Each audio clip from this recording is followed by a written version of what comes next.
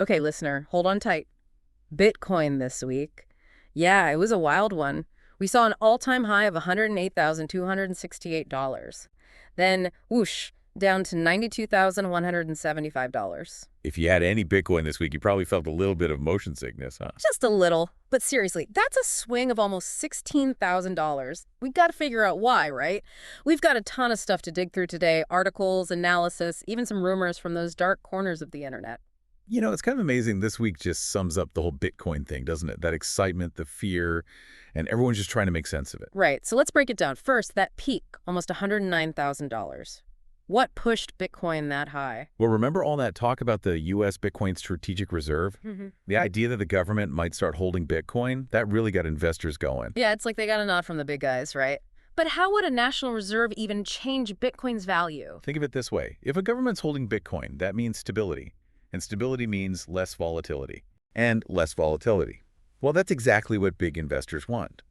They're usually pretty cautious about Bitcoin because, it goes up and down so much. So it's like an insurance policy for the whole market. Kind of, yeah. It also makes Bitcoin a possible hedge against inflation, which is a huge worry now all over the world. Okay, so we've got this potential game changer, Bitcoin going through the roof, and then bam, it crashes. Down $16,000. What happened? Right. Did everybody suddenly hate Bitcoin? Not really. There's always those traders, the short-term ones, looking to make a quick profit. They ride that wave up, then sell, take their money, and boom, that starts the drop. So the classic buy high, sell higher. Yep, exactly that. And don't forget, we don't really know the details of this strategic reserve yet. Not knowing makes some investors nervous. True. Plus, markets, especially crypto markets, they tend to do this. It's like they need to take a break after a big climb. Makes sense. But even after that fall, Bitcoin leveled out around $97,000. Right. So what does that tell you? To me, it means that those long-term investors, the ones who really believe in Bitcoin, they're not freaking out. They see this dip as a chance to buy more, not a reason to sell. Interesting. They're thinking, we've seen this before, it's just part of how it works. Pretty much. Okay, so we've got a handle on the market craziness. Now let's dig into this U.S. Bitcoin Strategic Reserve thing. What's the actual plan? Well, from what we know, they're talking about starting with Bitcoin that they've taken from criminals. Like Silk Road, those big online crime busts. Oh, interesting. Using what they already have. Yeah. This way the government can build up a reserve without messing with the market by buying a ton of Bitcoin themselves. Clever. I bet some people are not happy about this, though. You're right. There are definitely people who think this is brilliant. They're saying it puts the U.S. ahead in the whole digital money world.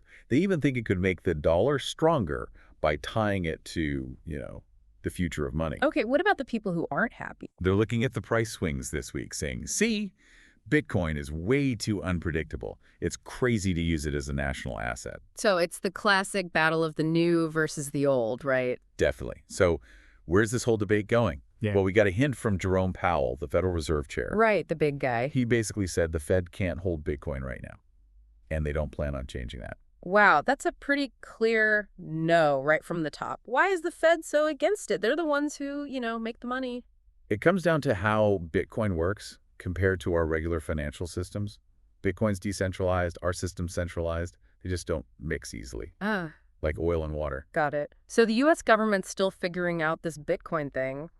What about big companies and institutions? Are they jumping on the Bitcoin train? Well, let's talk about MicroStrategy. They just got added to the NASDAQ 100 index. That's like joining a super exclusive club in the financial world. Okay, and why is that a big deal? Because MicroStrategy is all about Bitcoin. They've got billions of dollars worth. So now their stock is basically a way to invest in Bitcoin without actually buying Bitcoin. Ah, I see. So when big investors who normally wouldn't touch Bitcoin buy into the NASDAQ 100, they're getting a little bit of Bitcoin too. Exactly. This NASDAQ listing is like a sign that things are changing. Bitcoin's becoming more acceptable to mainstream finance, and that could mean a huge surge in demand. It's like Bitcoin sneaking in the back door, becoming too big to ignore. Exactly. And we're seeing this in other places too. More and more companies are adding Bitcoin to their books, seeing it as a way to protect themselves against inflation. So it's not just an investment anymore, it's part of how businesses manage their money. This is where it gets really interesting. Speaking of interesting, there were some big changes on the tech side this week. Ever heard of unFE'd covenants? Can't say I have. Sounds more like something from Lord of the Rings than a Bitcoin update. It does sound a bit mystical, doesn't it? But it's really a way to make Bitcoin more programmable without changing its core code. So they're not rewriting the whole Bitcoin rulebook. Nope. It's more like adding new plays to the playbook. It uses oracles. Oracle. Yeah, they're like trusted data sources from outside Bitcoin. And it uses smart contracts, which are basically agreements that execute themselves automatically. Ah, okay. And all this happens through something called BitVM, which is like a virtual computer that runs on top of Bitcoin. So they're building a whole new layer on Bitcoin without messing with the foundation. You got it. Can you give me an example? I'm still trying to wrap my head around. Sure. Imagine you're buying a car online. You don't want to pay until the car arrives, right? Of course not. With unafeed covenants, you could set up a smart contract that holds your money until the car's delivered. I see. An oracle, maybe a GPS tracker on the car, verifies the delivery, then bam, the money goes to the seller. No need to trust a third party. Wow, that's actually pretty cool, but I'm guessing not everyone in the Bitcoin world is thrilled about this. You're catching on. Some developers think this is amazing. They're saying it opens up tons of new things Bitcoin could do. It makes it more versatile and competitive. Makes sense. But others are worried. They say relying on these outside oracles makes things less secure. What if an oracle gets hacked or gives bad information? Could it mess up the whole system? I see. They argue that security and decentralization, Bitcoin's biggest strengths, might be at risk. So it's that constant balance between innovating and staying safe? Tough call. Definitely. So while the U.S. is figuring out what to do about Bitcoin, let's look at El Salvador. They went all in and made Bitcoin legal tender, remember? Yeah. And they're still going strong. Even though they just got a $1.4 billion loan from the International Monetary Fund, you'd think the IMF would have said, ditch Bitcoin or no loan. Yeah, the IMF's not exactly thrilled about El Salvador's Bitcoin experiment. They're urging caution and saying they need solid monetary policies. So it's like the old guard versus the disruptors again. All right. Absolutely. But El Salvador's not backing down. They're actually buying more Bitcoin. They see it as a way to break free from the old financial systems, boost their economy, and give their citizens more control. That's a bold move. It's a real test of what a Bitcoin-powered economy could be. It really is. And it shows how differently the world views Bitcoin. Developed countries are still hesitant, while emerging markets are diving in, seeing it as a lifeline. So Bitcoin's not just a technology, it's a global movement. It's playing out on multiple stages with different actors, motivations, and outcomes. That's a great way to put it. That's a lot to process. We need to let all this sink in. But stay with us. When we come back, we'll continue our deep dive into this crazy week in Bitcoin. Welcome back to our deep dive into this crazy week for Bitcoin. Right, we were just talking about El Salvador and their big move to go all in on Bitcoin, even with the IMF giving them that look. It really makes you think, what is it about Bitcoin that's so attractive to these countries?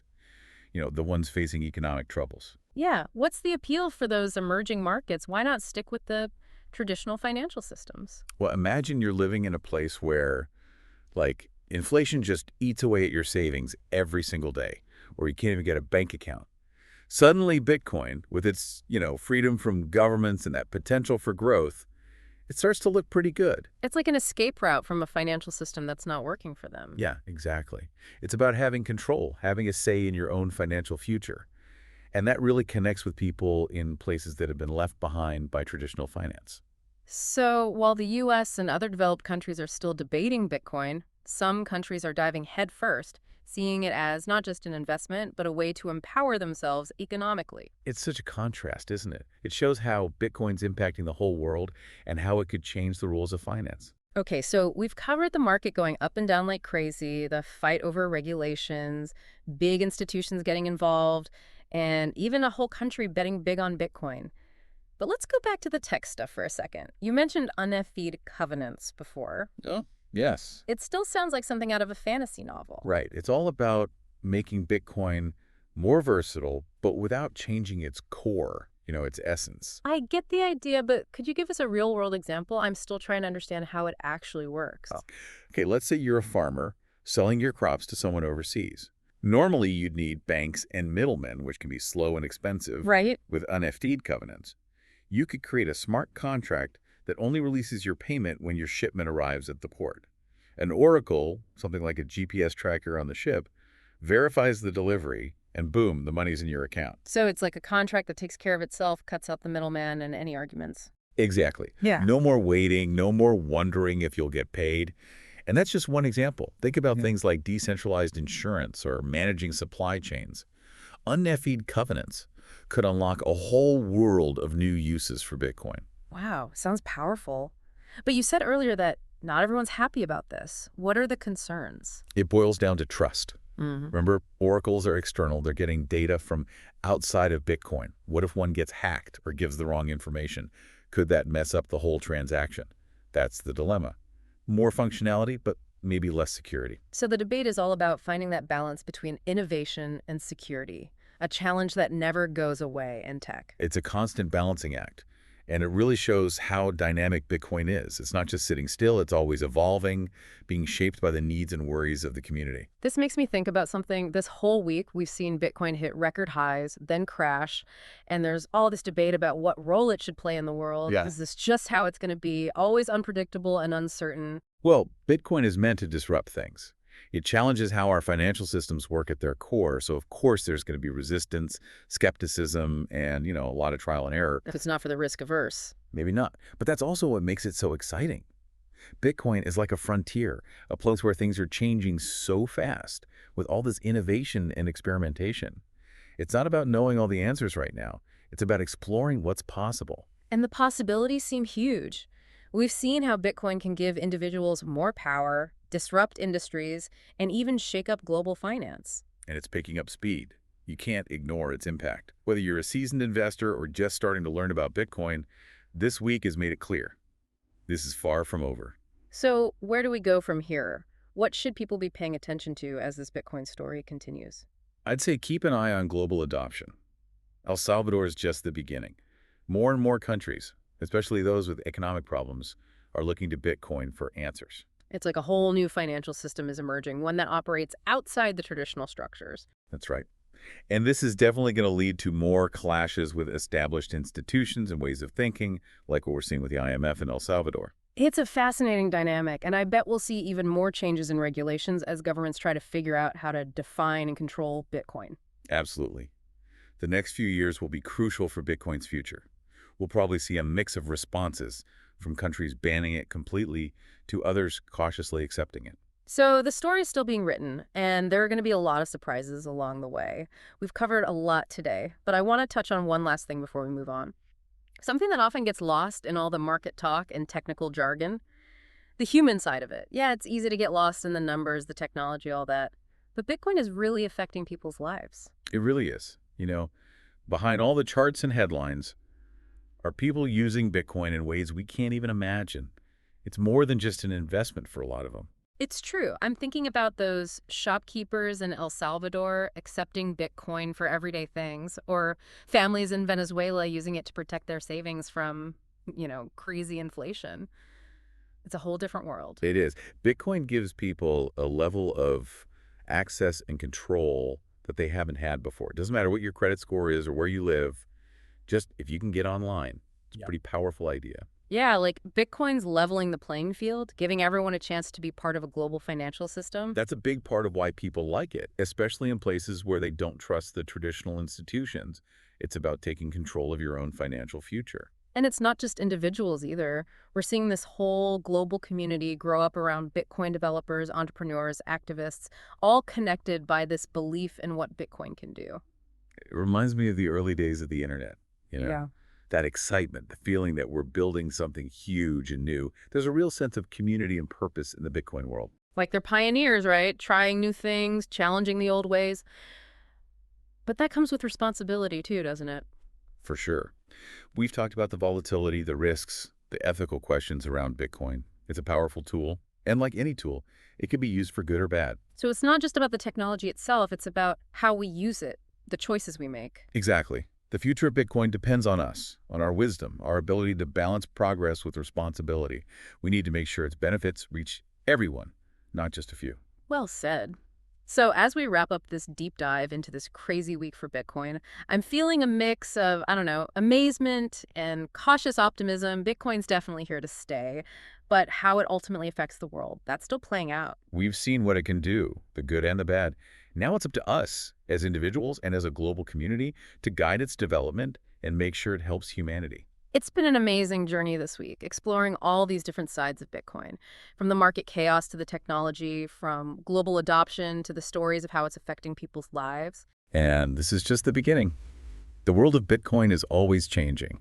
So stay curious, stay informed, and stay involved. Because the ride's not over yet. And to everyone listening, thanks for joining us on this deep dive. Keep exploring, keep asking questions, and keep learning.